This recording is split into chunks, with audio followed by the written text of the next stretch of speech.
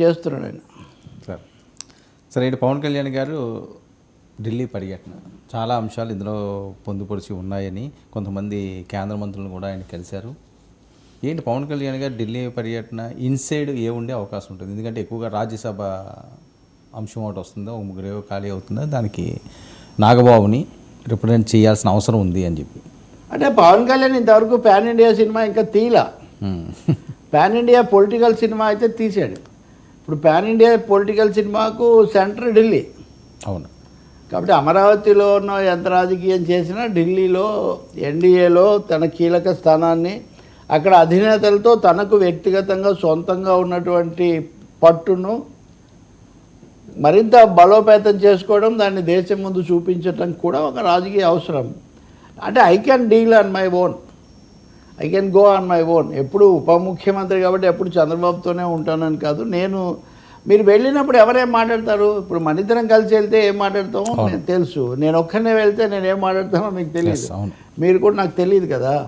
కాబట్టి ఇక్కడ తప్పకుండా పవన్ కళ్యాణ్ జనసేన యొక్క కీలక స్థానాన్ని ఆయన ప్రపంచానికి చాటదలుచుకున్నాడు, చాటాడు ఇప్పటికీ. ఒకటి. రెండవది, హోంశాఖ గురించి మళ్ళీ వద్దనుకున్న తర్వాత కూడా ఢిల్లీలో మళ్ళీ మాట్లాడడం ద్వారా నాకు కొంచెం తేడా ఉన్న విషయాలు నేను చెప్తాను, వాటిని నేనేం ఆపబోను అని కూడా ఆయన సంకేతం ఇచ్చాడు.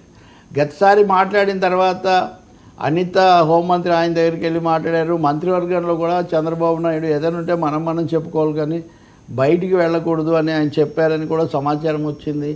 ఇన్ని వచ్చిన తర్వాత కూడా నేనేం హోంమంత్రిని కాదు కదా, నేను ఇది కాదు కదా, కాబట్టి నన్ను అడిగితే ఉపయోగం ఉందని దాన్ని మళ్ళీ ఒకసారి ఆ అంశాన్ని తెర మీదకి తీసుకొని వచ్చారు. కాబట్టి ఏదన్నా మీకు నచ్చకపోయినా నేనేమి గమ్మున అయితే ఉన్నాను, దాని గురించి నేను మాట్లాడుతూ ఉంటాను.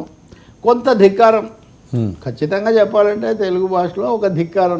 నాకు ఒక స్వతంత్ర పునాది ఆలోచన బుర్ర నాకుంది, నా వ్యూహం నాకుంది, దాని ప్రకారం నేను వెళ్తాను. కానీ మీరు వద్దంటేనో టీడీపీ వాళ్ళకి కష్టం కలుగుతుందంటేనో నేనేం మానేయను అనే ఒక మెసేజ్ ఆయన ఇవ్వదలుచుకున్నట్టున్నాడు. మూడోది రాజ్యసభ మీరు అన్నట్టు ముఖ్యమైనది. ఇప్పుడు రాజ్యసభకు పవన్ కళ్యాణ్ను పంపాలనే ఆలోచన ఉండింది యాక్చువల్గా 2014-19లో. అప్పుడు ఆయన తీసుకోలేదు. తీసుకొని ఉంటే బాగుండేదేమో అనే ఆలోచన కూడా తర్వాత ఉండింది. ఇప్పుడు నాగబాబును వచ్చిన చిరంజీవి ద్వారా రాజ్యసభ సభ్యుడే అయ్యాడు మంత్రిగా ఉన్నప్పుడు. కాబట్టి మళ్ళీ నాగబాబును చేయాలనే ఆలోచన వాళ్ళకు ఉన్నట్టుగా ఉంది. అలాగే అనకాపల్లి ఎంపీ సీట్ ఆయన వదులుకోవటం ఇదంతా ఉంది. ఢిల్లీలో తమ సొంత మెగా వాయిస్ ఢిల్లీలో ఉండటం అవసరం అనే అభిప్రాయం కూడా ఉండొచ్చు. అందుకని ఆ విధంగా నాగబాబును అక్కడ పెట్టాలి అనే ఆలోచన ఉంటుంది. అయితే చంద్రబాబు తెలియకుండా చేస్తాడని కూడా చెప్పలేను, సంకేతాలు ఉండొచ్చు. కానీ అక్కడ వాళ్ళ మైండ్ ఎలా ఉందో తెలుసుకుందాం అనేది ఉండొచ్చు. ఇంకా నాలుగవది, సనాతన ధర్మం గురించి ఇంత చెప్పిన తర్వాత ఈ సనాతన బంధం బిట్వీన్ జనసేన అండ్ బీజేపీ స్ట్రైట్గా ఎంత చెప్పినా తెలుగుదేశం పార్టీ పవన్ కళ్యాణ్ అంత స్థాయిలో సనాతన ధర్మం గురించి మాట్లాడే ఛాన్స్ లేదు. మాట్లాడరు. ఇప్పుడు వాళ్ళు చాగంటి కోటేశ్వరరావుని తీసుకుంటే సైమల్టేనియస్గా షరీఫ్ను కూడా తీసుకున్నారు సలహాదారుగా, అదే క్యాబినెట్ హోదాతో. కాబట్టి చంద్రబాబు నాయుడు వక్ఫ్ బిల్లు మీద కూడా బలపరుస్తున్నప్పటికీ ఏవో చిన్నవి పెద్దవి సన్నాయి నొక్కులు నొక్కుతూ తనకు కొంచెం మైనారిటీ ఓట్ అనేది కూడా ముఖ్యమన్న స్పృహ చంద్రబాబుకు పూర్తిగా ఉంది.